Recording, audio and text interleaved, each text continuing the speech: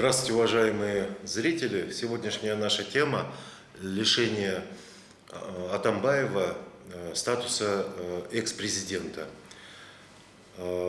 Совсем недавно специальная депутатская комиссия дала свое заключение утвердительное по этому вопросу.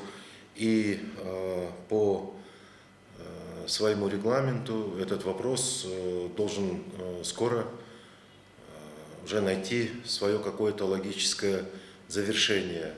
Что уж говорить, ситуация экстраординарная, такого никогда в истории отечественной политики не было с действующим экс-президентом, который мирно передал власть, который находится здесь и который по его собственным заявлениям никуда не собирается убегать и готов отвечать на всю критику, все обвинения.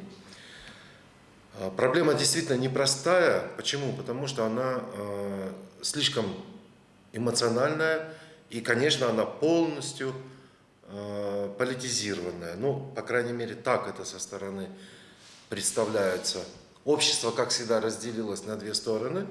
И вот как раз-таки для того, чтобы примерно суммировать, посмотреть, как выглядят позиции этих сторон, за и против, мы пригласили наших уважаемых экспертов. Вы их хорошо знаете, юрист Клара Сооронкулова и политик Адиль Турдукулов, член политсовета СДПК. Итак, перейдем к вопросам. Клара, по прессе мы знаем, что против экс-президента выдвинуто обвинение, состоящее из 6 пунктов. Ну, там практически все. Да, незаконное обогащение, узурпация. Нет смысла сейчас все это повторять, но больше, наверное, интересует другое. Это политическое преследование или какое-то, скажем так, требование общественности? Вы вот как-то для себя, ну, вы, конечно, анализировали, да, потому что вы сами участвовали в работе этой комиссии, выступали в стенах парламента. Да, ну, вы были привлечены для выступления. Вот скажите, вот вам лично, какую лично вы позицию заняли? В чем заключалось ваше выступление? Согласны ли вы с тем, что Атамбаева нужно лишать статуса экс-президента и привлекать к его ответственности? Или у вас там есть какие-то нюансы вашей позиции? Азамат, как вы сами отметили, ситуация неординарная, и здесь не может быть какого-то, знаете, одинакового подхода, здесь не может быть одинаковых взглядов. Поэтому здесь я как юрист подхожу так, что Люгор, конечно, есть основанная на законе, основанная на праве возможность и право снять неприкосновенность с экс-президента. Тем более, что те процессы, которые сейчас происходят вокруг экс-президента, и то решение, которое будет принято, это логическое продолжение, логический конец, вполне закономерный конец нашей борьбы с Атамбаевым. Потому что многие говорят, вот почему только сейчас, когда Атамбаев стал экс-президентом, мы говорили об этом все время. Вот если взять Адиля Турдукулова, Адиль Турдукулов, когда еще никто особо еще не предупреждал, он в 2012 году говорил, что все дело идет к узурпации власти. Если сейчас не принимать меры, это все может закончиться плачевно. Вот один из первых людей, которые поднимали этот вопрос. Я думаю, это вполне закономерный логический конец.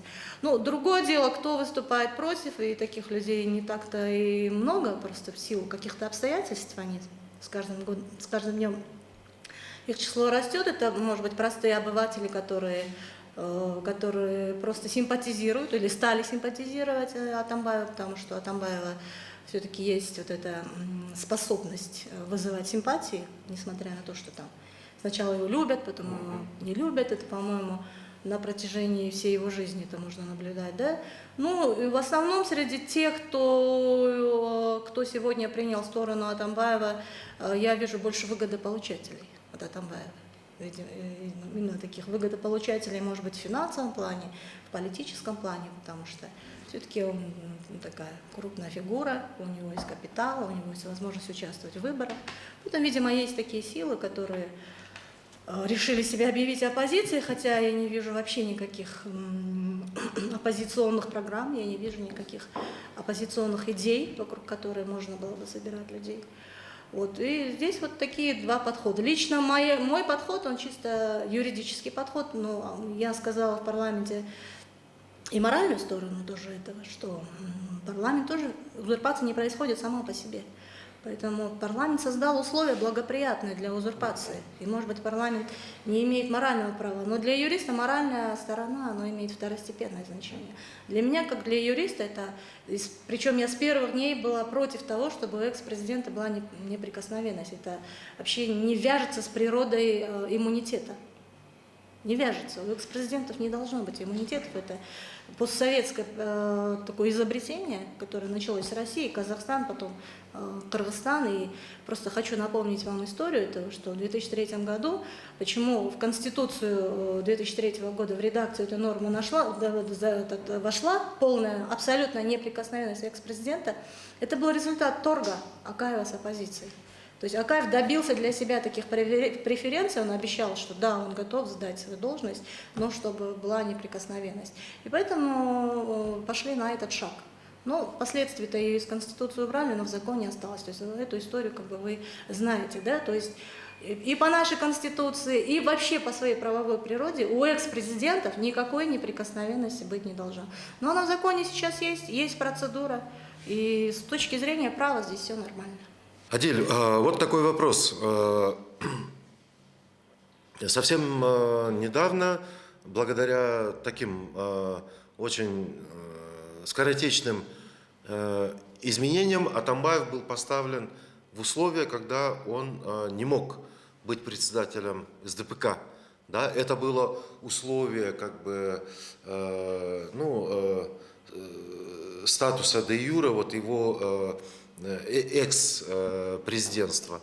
Он передал лидерство, но как вот вы думаете, не забегая вперед, вот это то, что в перспективе у нас уголовное дело, возможно, против него, но не освобождает это ли, с одной стороны, лишение статуса экс-президента, не развязывает ли ему руки вновь стать таким, полноценным лидером партии, да? Пока тоже не будем говорить о проблеме второй СДПК альтернативной. То есть он уже получит возможность вернуться в политику. То есть вот тут как-то складывается какая-то очень интересная ситуация. Как вы считаете? Я думаю, что Азамат Алмазбек Атамбаев никогда не уходил от политики, с этого поля, и поэтому будет продолжать активную политическую деятельность. Вообще норма, по которой экс-президент не имеет права заниматься политикой вообще, она антиконституционна, потому что в Конституции у нас прописано, что каждый человек, вне зависимости от пола, религиозной принадлежности и так далее, может избирать и быть избранным, включая экс-президента. Потому что та партия, которая она функционирует, на мой взгляд, это одна из двух партий, включая Атамекен, которая на институциональном уровне и создавала ту политическую институты, которые у нас в принципе существуют. Я думаю, что переходя депутатская комиссия, она незаконна, потому что ранее юрист Тактакунов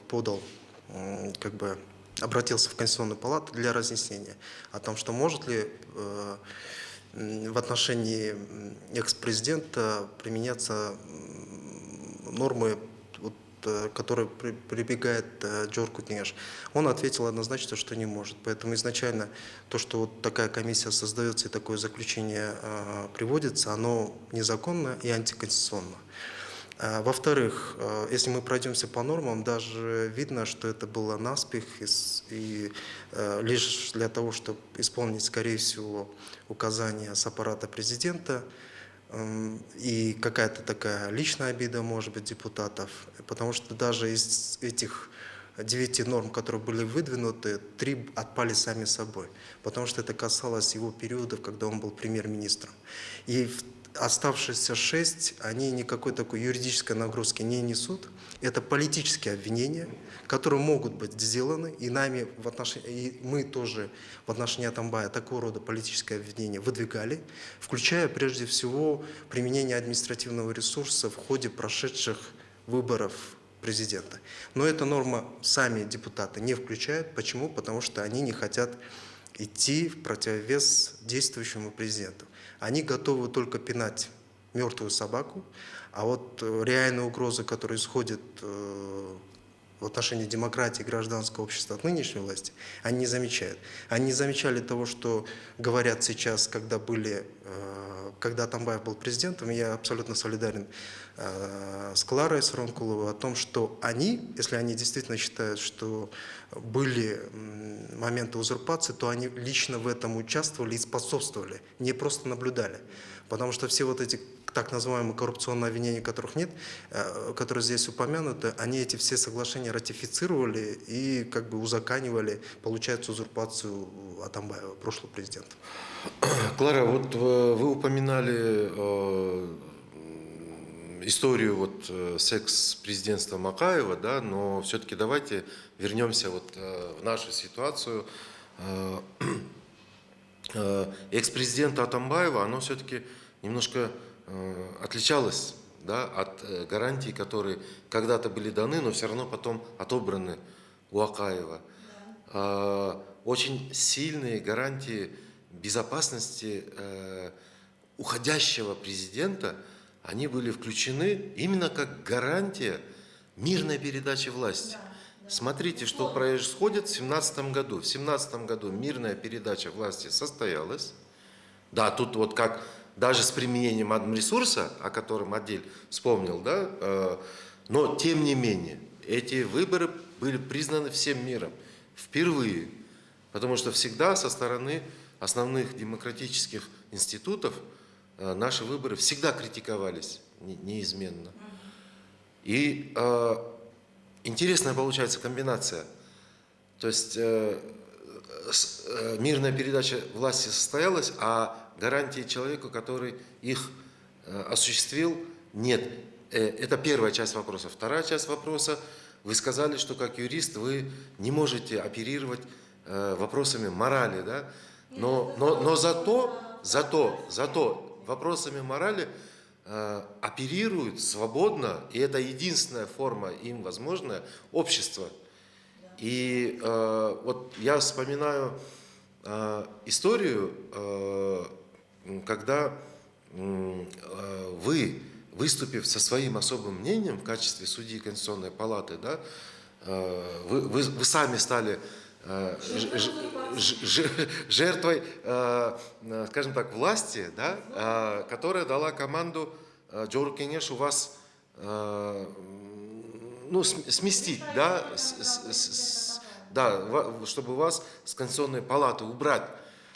Тот парламент предыдущего созыва, он 2 раза голосовал, он не мог, но он и так и не набрал. Пусть чуть-чуть не хватало до 80 голосов, но все-таки там были какие-то депутаты все-таки, с моралью. 3 раза не голосовали. Да, 3 раза. А сейчас, смотрите, вопрос сложнее, чем у вас в свое время с Атамбаевым. Особенно, да, вот мы не зря про политический контекст вот упомянули с самого начала. Но голосование прошло достаточно, быстро набрали нужное количество голосов. Вот куда все-таки деться? Мы говорим о праве без морали или все-таки мы должны в первое место при оценке вот действий той или иной ветви власти все-таки не забывать о ней? Вот как вы нам посоветуете? Не как юрист, а как политик, вы, возможно, сами будете участвовать в следующем году в выборах, возможно, да? Так что это вас тоже как бы касается напрямую. Ну, Азамат, я абсолютно не отделяю право от морали, потому что право это, в принципе, есть возведенная в закон мораль. Не может быть такого, что право само по себе, мораль сама по себе. Но когда есть юридически закрепленная норма, обязательные для исполнения, а мораль, она как бы соблюдается, да, добровольно или нет.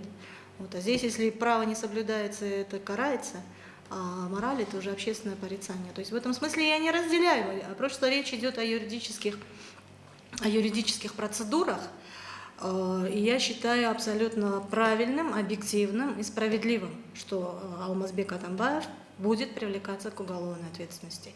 И при этом я хочу сказать, а чего ему бояться? Он же нас заверял, что он сделал судебную реформу, он на 75% обновил судейский корпус. Он же нас заверял, сказал, там нет ни одного судьи-коррупционера. За это время ни один судья не привлекся к уголовной ответственности. Он заверял нас в том, что он сделал реформу ГКНБ, реформу МВД. Помните его слова? Он говорил, я их поднял, вот они были деморализованы в 2010 году. Я им дал силу, я их поднял. Ему нечего бояться. Ему нечего бояться. Если, значит, в ходе расследования уголовных дел в отношении его будет какая-то необъективность, будет какая-то несправедливость, будет какая-то предвзятость, то я считаю, что это все плоды его усилий. Но он нас заверял, и я верю, что все должно быть честно, справедливо, объективно. Вот. В отношении, вот вы сказали, это было условием мирной передачи власти. Нет. Это вопрос неприкосновенности, я неоднократно об этом говорила, и мы его анализировали. Дважды предлагалось его снять, дважды. Когда Атамбаев был премьер-министром в 2012 году, Джогур Кенешу вносился законопроект, где говорилось, что вот в Конституции нет неприкосновенности, надо приводить закон в соответствие с Конституцией, и надо принимать вот такой законопроект и полностью статью 12 убирать. И опять же, повторно это было в 2015 году, 2 раза законопроект носился. Но сейчас почему, вот Адиль говорит, там, Нурбек Токтаконов именно с этим в Конституционную палату и обратился. Он сказал, не должно быть у экс-президента неприкосновенности. Прошу признать статью 12 неконституционной. Но Конституционная палата сказала, нет, у экс-президента должна быть неприкосновенность, и процедура лишения его иммунитета должна быть не менее сложной, чем президента. Отсюда появилась уже новая 12-я статья. Новая статья, вот эта 12-я, уже измененная. То есть если раньше неприкосновенность экс-президента была абсолютной, гораздо легче и проще было привлечь к ответственности и снять неприкосновенность президента. У него была абсолютно, то теперь фактически процедура одинаковая, но у экс-президента она сложнее. Потому что экс-президента неприкосновенность можно снять только за совершение особо тяжких преступлений. Поэтому тот список, который вы озвучили, ну, на который вы ссылались, там 6 пунктов, здесь речь идет об особо тяжких преступлениях. Но это не все. Это не все. Они не включили туда другие преступления, которые являются менее тяжкими. Понимаете, их много. Их много. Вот вы же сказали, и это все. Нет, это не все. Я считаю, что это не все. И потом, почему для меня как гражданина важно, что сегодня экс-президент Атамбаев ставится вопрос о его ответственности. Для меня это важно с точки зрения конституционной ответственности, политической ответственности. Потому что, ну, возьмите статью узурпации власти, да, в Конституции. Это особо тяжкое преступление. Но вменять ему в рамках уголовного закона мы не можем, потому что такого преступления, как узурпация, в Уголовном кодексе нет. Оно есть в Конституции. Поэтому, если этого нет в Уголовном кодексе, но это есть в Конституции, значит, здесь должен стоять вопрос о конституционной ответственности экс-президента. Вот вы говорите, это условие мирной передачи власти, и это нам нужно было соблюсти. В нормальной системе почему нет у экс-президентов неприкосновенности? Потому что в нормальной системе президент, который действующий президент, да, если он совершает преступление, то нормально работает вот этот баланс, работает противовес. Парламент начинает процедуру импичмента. И эта процедура импичмента должна была начаться вот именно тогда, когда Эмирбек Текебаев поднимал этот вопрос, после того, как незаконно была изменена Конституция. Вот это незаконное изменение Конституции всем бывшим президентам вменялся как главный признак, как высший признак узурпации власти. А что, Атамбаев этого не сделал, что ли? Он сделал это. Если бы парламент был нормальным, если бы он служил каким-то противовесом, то должна была быть, по логике, должна была быть процедура импичмента. Но что он сделал? Если, да, я понимаю, что может быть такая расстановка политических сил, что президент там, лидер партии большинства, да, и он может опираться на парламент. Но для этого же есть оппозиция, и по Конституции у оппозиции же есть гарантии.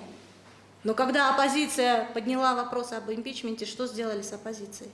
Ее же просто уголовными методами уничтожили все. Поэтому если это не получилось в период президентства, то это вполне нормально, закономерно и справедливо, что он будет привлекаться к ответственности после того, как он сдал полномочия президента. Почему еще я одобрительно отношусь к событиям, которые сегодня происходят? Это очень важный прецедент и очень важный урок для действующего президента. Потому что мы на одни и те же грабли уже наступаем уже третий раз. При абсолютной неприкосновенности Акаева и Бакиева это же не спасло их от уголовного преследования, правильно? Декретом Временного правительства с них сняли этот статус, и Бакиев, по-моему, осужден на пожизненное лишение свободы. Поэтому мы должны из всего этого, не только там президенты, да, но и мы, общество, мы должны из всех этих процессов делать выводы. Это должно стать для нас очередным уроком. Адиль, Клара вот как раз-таки апеллировала к тому, что в нормальных странах вообще нет, да, как бы вот этого фактора гарантий президента и экс-президента, да, но тут как раз-таки очень важная, да, оговорка в нормальных странах, да, я с этим согласен. Более того, вот что касается лично меня, я вообще даже сторонник презумпции виновности должностных лиц, особенно высших. Но мы же должны понимать, что мы транзитная страна, мы страна с неустойчивыми политическими традициями, мы страна с так и не реализованной судебной реформой. Вот, кстати, Клара, вы тоже можете на этот вопрос потом, да, тоже свое что-то добавить. Вот в этой связи, понимая, что у нас в политике 30 лет уже с момента обретения независимости, на самом деле вот ничего не работает, ни суды, ни право, но четко работает один закон: против лома нет приема. Предположим, если вот Атамбаев сейчас получит вот такой лом, да, что вообще будет происходить дальше? Я не знаю, там, вырабатываете ли вы какую-то линию, там, стратегию защиты, поведения, как это все потом отразится на вашей вот публичной а самое главное, вот этой массовой политике, да, ну, я понятно, о чем говорю, это вот голодовки, митинги, пикеты, возможно. Вот интересно просто было бы посмотреть. Почему? Потому что интерес этот не праздный. У нас сейчас очень многие люди, даже противники Атамбаева, многие ставят этот вопрос, причем с нотками беспокойства. Многие боятся какой-то дестабилизации, да. А некоторые вообще говорят: да, мы не любим Атамбаева, но власть сейчас сама его сделает героем. Да? Очень сложно, вот поэтому хотелось бы от вас услышать. Ну вот Клара очень тонко заметила о том, что Атамбаев же заявлял, что судебная реформа прошла, вот все прелести пускай и получает. Тут, мне кажется, нотки сарказма есть.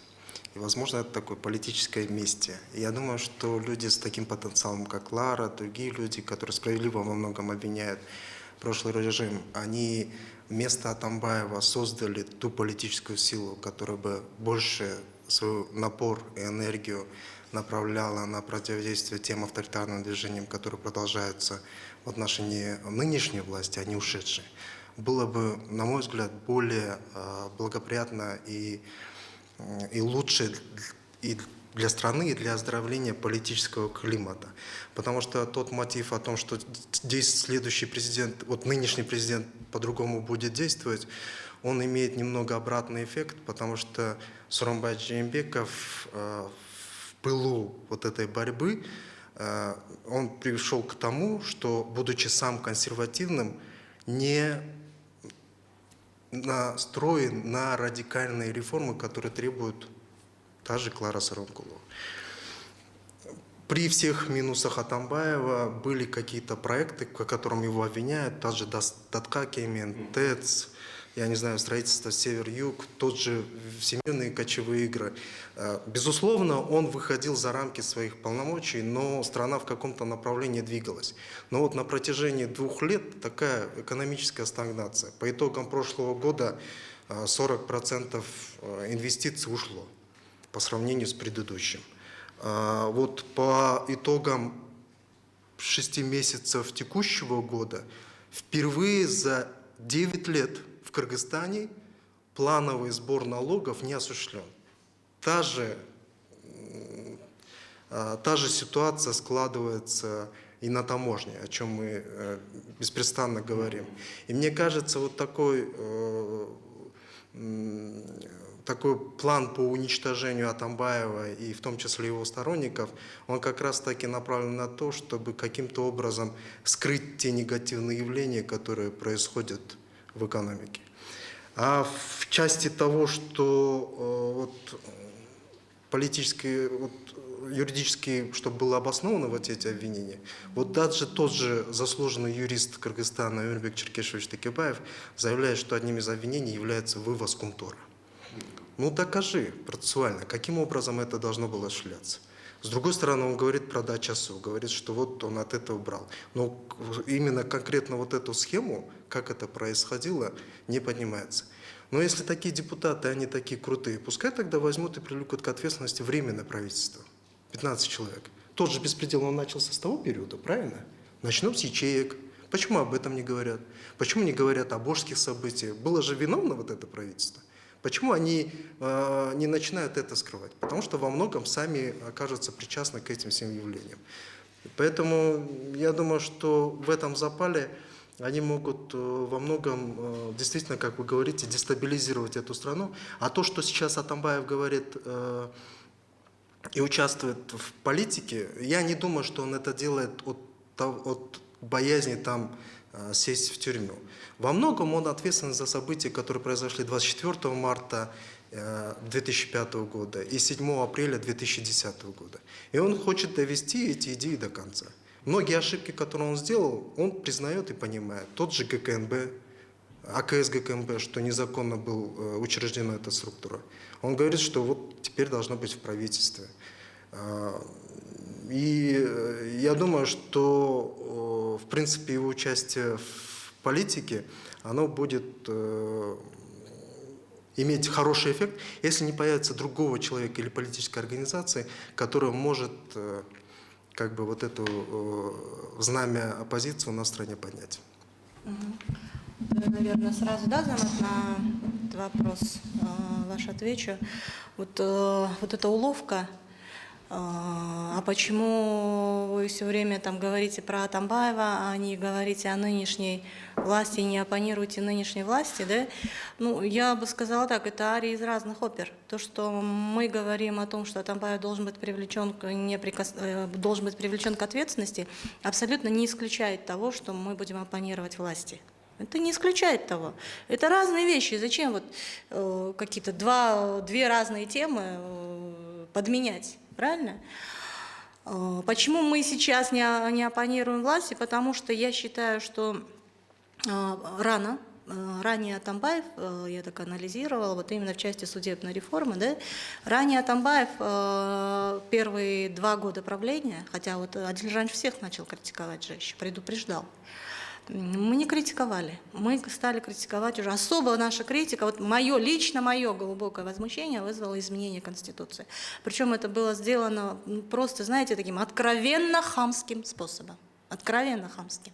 Начиная там от инициаторов, тот же СДПК, я критикую, буду критиковать, особенно Исо Муркулова. Я даже, наверное, если будет возможность, буду ставить вопрос о том, что СДПК, фракция СДПК нынешняя, во главе с лидером Исо Муркуловым, который непосредственно представлял этот проект Конституционной палате, они должны быть привлечены к ответственности. Но инициатор-то кто? Организатор, инициатор кто? Кого так сильно беспокоила слава Текебаева как отца Конституции? Задача была же вот именно вот это же, знаете, его раздражало же, что вот Текебаев отец Конституции. И ему так хотелось вот эту Конституцию подпортить, Текебаевскую Конституцию. Поэтому этот вопрос повестки дня не снимается. К сожалению, мы мельчим вот эти вот преступления коррупционные. Я 100% уверена, здесь даже не было какой-то необходимости там специально копаться. Достаточно поднять тему о том, как вообще он разбогател. Потому что в тот период богатые люди в Кыргызстане, кто вот вне бизнеса это делал, да там, извините меня, там по-любому статья оплачивает. Просто и незаконная приватизация, и незаконное обогащение. Это все, если кто-то действительно начнет анализировать и копать, я думаю, что там достаточно много людей, которых можно привлекать к ответственности. В отношении, я сказала, да, что почему это разные темы, и это абсолютно не исключает того, что мы будем оппонировать, просто мы ждем, мы даем еще какое-то время действующему президенту. Потом не надо забывать, что требовать, какие были обещания. Что были какие-то обещания каких-то кардинальных реформ, я не помню, как избиратель, я не помню, хотя лишена избирательных прав. Я не помню, потому что нам обещали, что будет продолжаться. Вот это знаменитая Гой Чуланат. Поэтому и вот что вот требует Адиль Турдукулов? Вот мне интересно, что-то было обещано, что вот это очень плохо, и Атамбаев делал плохо, и мы вот сейчас все это изменим, и все у нас сейчас будет по-другому. Этого же не было в предвыборный период. Нам же обещали, мы будем продолжать вот эту политику, которая была до этого. Будет продолжение всего этого. Мы получаем. Если вот исходить из позиции так называемой проатамбаевской, вокруг атамбаевской оппозиции, да, и такой же вопрос мне бы хотелось вот новым оппозиционерам, новоявленным оппозиционерам задать. А почему тогда, если вы до этого критиковали Атамбаева, если сейчас вы видите, что все это продолжается, и, как вы утверждаете, даже еще хуже стало, да, почему обязательно нужно было идти в окружение к вашему прежнему оппоненту, а почему нельзя было идти самостоятельным путем, своим путем? Потому что вы же видите, что система сохраняется. Если вы раньше систему критиковали, почему для того, чтобы сейчас выступать против этой системы надо идти под крыло того, кто эту систему создавал? Ну, тоже как бы такой ответный вопрос. Клара, вот вы сказали, что критикуя, обвиняя Атамбаева, это вовсе не значит, что вы защищаете власть, да, что вы выступаете как бы, от ее лица, и что вы готовы критиковать. Но, во-первых, как юрист, скажите, вы же понимаете, что все суд даже не суд, вот это само следствие даже, да, не говоря уже про суд, должно настолько безупречно быть проведено, чтобы ни у кого не было никаких сомнений, чтобы это было действительно торжеством справедливости, если это вообще способно стать таковым. Вот. И самое главное, чтобы не привести каким-то нежелательным, да, то, что мы называем дестабилизацией. Поэтому я спешу заявить, что под дестабилизацией это очень широкое понятие, тут можно все, что говорить. Да. Например, общественное обострение, да, споры, да, разногласия, разделение людей, это тоже, да, в какой-то степени можно назвать этим. Но тем не менее, у вас есть вообще вот как бы ожидание, вера, уверенность, что все это будет юридически безупречно проведено? А во-вторых, вот вы сказали, что мы будем и эту власть критиковать, да, но мы же уже на эти грабли несколько раз наступали. Как только власть получает возможность каким-то образом расправиться со своими конкурентами, пусть даже вот в этом случае, по вашей логике, по обоснованным мотивам, справедливо, то есть эта власть, она сказывается на другом. Мы уже видим очень озабоченное сильно состоянием наших медиа, да? Телевидение уже там снимают добровольно там, с эфира передачи, да? Которые боятся, что могут подать в суд. Вот недавно, когда мы вот с нашей еще одной хорошей, ну, скажем так, вот, ну, соратницей, да, Ритой, собирались выйти на митинг, нам что сказали? Да, запрещено, да. А вот как вы, если вдруг захотите точно так же бороться против там, несправедливости, например, нынешнего президента Сооронбая Джеймбекова, как вообще вы надеетесь это делать, да, если у вас не будет права выходить на митинги, да, если вход на телеканалы вам будет закрыт, например, да, и, например, ну, и все остальное. Вы понимаете, о чем я говорю, потому что вы сами жили вот в этом. Но неужели настало время, когда мы можем сказать, что уже все хорошо, все, у нас все идет по закону? Ну, если вы помните, Азамат, мы вот именно в этой же студии, по-моему, и не один раз, да, говорили с вами о фигуре президента, политической системе. И если мы все, как, например, и вы, будем ожидать многого от президента, мы получим очередного дракона, и мы получим очередного узурпатора с правовой точки зрения.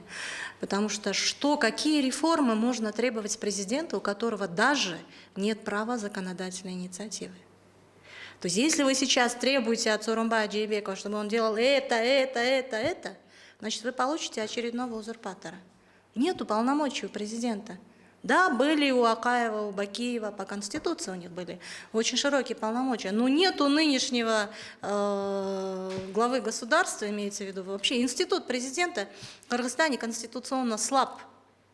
Вместо того, чтобы это понять и требовать это от парламента и от правительства, мы все время вот требуем этого от президента. Я бы на месте президента и так и сказала бы, у меня нет права вот это делать. Где, покажите по Конституции, где у меня полномочия делать реформы, которые от меня требуете. Вот требуете от парламента, он определяет, должен определять основные направления внутренней и внешней политики. Правительство должно реализовать. Это одна из причин того, почему, например, я там, в отличие от Адиля Турдукулова или Равшана Джеймбекова, не предъявляю никаких претензий, да, к Сооронбаю Джеймбекову, нынешнему президенту. Потому что мои ожидания в основном, вот вы говорите, что мы так и будем жить. Ну, мы уже, знаете, мы уже давно так живем, что, по-моему, вот эти запреты выходить на митинги, неправосудные приговоры, там, да, незаконные аресты, это уже стало настолько нормой нашей жизни, что мы настолько уже спокойно ко всему этому относимся, но мы не должны так жить. Я абсолютно с вами согласна, и мне бы тоже очень не хотелось бы так жить, и понимаю, что большая часть жизни прожита, и мне тоже хотелось бы увидеть нормальное общество. Мне тоже хотелось бы увидеть, что работают законы, как человеку, который всю жизнь в этой сфере. Да? Но лично мои ожидания, они связаны с парламентом. Вот в этом вопросе вы правильно сказали. Здесь мои ожидания непосредственно с действующим президентом связаны. То есть я надеюсь, что он даст возможность прийти в парламент прогрессивным силам, нормальным силам. Я надеюсь на это. Я надеюсь, что не повторится эта история с выборами в 2015 году, когда Атамбаев же этого не скрывал, что он весь процесс контролировал сам, что он исключал из партийных списков неугодных ему людей, что все лидеры согласовывали свои списки, и он решал, кто сколько мандатов получит. Я надеюсь, что нынешний президент этого не допустит. Не будет провластных партий, не будет клонов. Ну, а если будет, ну, тогда будут очередные грабли. Очередные грабли. То есть все мои надежды, они связаны с 2020 годом. Если в 2020 году повторится вот эта же ситуация, которая была в 2015 году, ну, тогда уже можно говорить о том, что буквально еще там сколько там останется Сооронбаю Жээнбекову, опять история повторится. Адиль, я этот вопрос вообще изначально хотел задать Кларе, но вот в ходе нашего обсуждения вот подумал, что будет интересно задать его вам. Ну, с ДПК, понимаем, переживают непростое время, многие люди ушли, отвернулись, как, ну, это всегда так бывает, да, слишком много случайных людей, попутчиков, которые, как бы, которым нужна только власть, ресурсы. Но тем не менее люди у вас есть, да, у вас есть юристы. Вот интересно, вот ваша вот юридическая, аналитическая группа, вот она просчитывала риски, и как вы считаете, сколько примерно, например, могут дать Атамбаеву, да, если вот все пойдет дальше по какой-то логике? Эта логика, наверное, у власти есть, потому что, Клара, я извиняюсь, но я все-таки не верю в то, что у президента нет ничего, нет никаких возможностей. События последнего времени как раз-таки показывают, да, что очень много в его руках. Нет, вы мне полномочия покажите. Ну, это уже другой немножко вопрос, да, мы до утра будем, мы будем об этом до утра, конечно, спорить. Но, тем не менее, возвращаясь к вопросу, вот и по Уголовному кодексу, и предполагая какие-то расчеты, планы власти, вообще реально ли посадить Атамбаева, и если его посадят, ну, какой срок он может получить, если мы исходим вот из тех вот обвинений, которые ему собираются предъявить? Ну, срок дадут такой, который напишет в отделе правового обеспечения, или как он называется, судебной реформы, да, в аппарате президента, как было и в случае с Такибаевым, и с Адыром Джабаром. А так как ничего не поменялось, наверное, по такой схеме все и будет.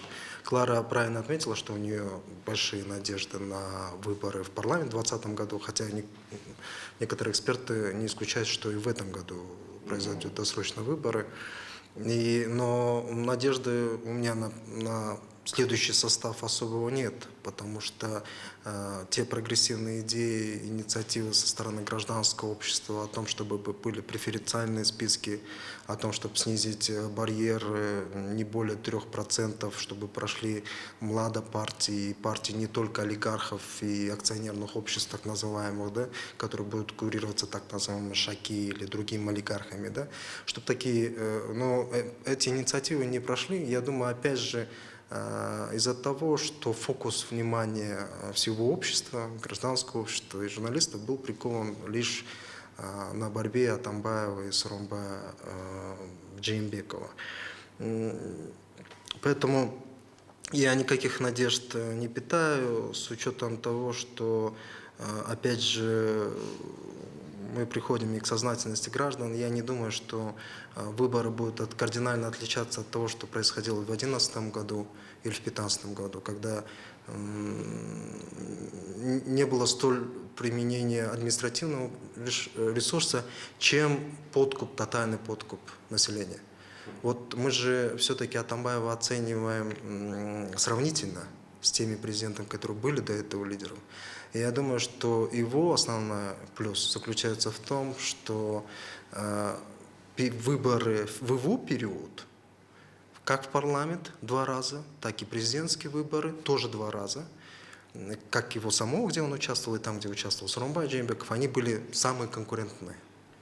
То есть до этого все переписывалось и записывалось с Белого дома, и спускались эти цифры. А в этот раз подсчет был, но с другой стороны был тотальный подкуп населения. И вот насчет Атамбаева мы обвиняем, что он изменял Конституцию, но опять же, я думаю, я согласен с Кларой, в пылу противодействия с Сооронбеком Такибаевым, кто в истории останется основным реформатором, в том числе и парламентаризма. И в связи с этим Атамбаев поменял Конституцию, я так считаю, из-за того, чтобы тоже Сапара Исакова тоже усилить его роль. Но в том же надо заметить о том, что, и он об этом сам заявляет, что самого главного он не допустил. Он не остался на второй срок. Это очень важный прецедент. То, что Акаев не продержался, и то, что Бакиевы замысливали недовольство, и основной в отношении них удар и как бы и элиты, и народа было из-за того, что казалось, что они пришли на века. Атамбаев изначально, будучи уже в президентском сроке, не раз заявлял о том, что уйдет именно в этот срок. И он своего добился. Он создал этот прецедент не только в Кыргызстане, но и в странах Центральной Азии. Мы должны об этом помнить, и мы должны знать о том, что в учебниках истории это будет записано, не только в кыргызских. Это очень важный демократический прецедент, который есть. И вот Клара опять же заметила о том, что у Сооронбая Жээнбекова ограничены полномочия, но у него, к примеру, есть направление по внешней политике. Я думаю, что... По Конституции нет... Ну, там не записано... По Конституции он не имеет права даже подписать международный договор без согласования с премьер-министром. Ну, по крайней мере, он представляет. Понимаете, когда глава государства не может подписать международный договор, Адиль прекрасно это понимает, это означает, президент во внешней политике никакой. Ну, потому что ратифицирует обычно парламент, да, но нет, там так есть у нас договоры, по нынешней которые Конституции не требуют и ратификации. парламент не определяет. Любой международный договор, если президент представляет интересы страны, он не имеет права даже самостоятельно подписать. Ну, в большинстве странах мира именно парламент это и ратифицирует, как бы это нормально. Нет, оно по-любому ратифицирует, кто бы его не подписывал. Ну там вот я об этом и юристы говорю. Спасибо, Клара, спасибо, Адиль. Очень интересный у нас разговор получился. Я думаю, что мы, наверное, в результате получили еще больше вопросов, да, чем вот думали, что получим на них ответы. Ответы, конечно, были получены очень интересные, они очень много объясняют. Я надеюсь, зрителям тоже было очень все это интересно за всем этим наблюдать. Но, конечно, там кто прав, кто виноват, так, кто прав, кто не прав, вопрос так не хотелось бы ставить. Мы, в конце концов, там не на спортивном тотализаторе, потому что ситуация все равно, она очень драматична, и она, самое главное, неоднозначна. Потому что если бы мы, опять-таки, жили в стране, где четко работали бы все институты, все ветви власти, был бы баланс, разговора нет. Да? Это только нужно было бы приветствовать, но, к сожалению, вот мы вот всегда идем по настолько тонкому краю, так настолько мы опасно балансируем, что никуда не знаем, вот куда нас столкнет там тот или иной шаг. Поэтому все-таки будем верить в благоразумие и в справедливость. По-моему, больше сейчас вот в нашей стране, к сожалению, ни во что верить нельзя, но и благоразумие и справедливость это все-таки осуществляют вот такие активные люди, как вы. Поэтому спасибо вам за вашу позицию, несмотря у кого какая она, да, там, я не знаю, какой окраски, там, какой ориентации политической. Самое главное не оставаться равнодушным или, хуже того, находиться вот по ту сторону добра, да, делать вот откровенное зло. Поэтому спасибо еще раз и до новых встреч.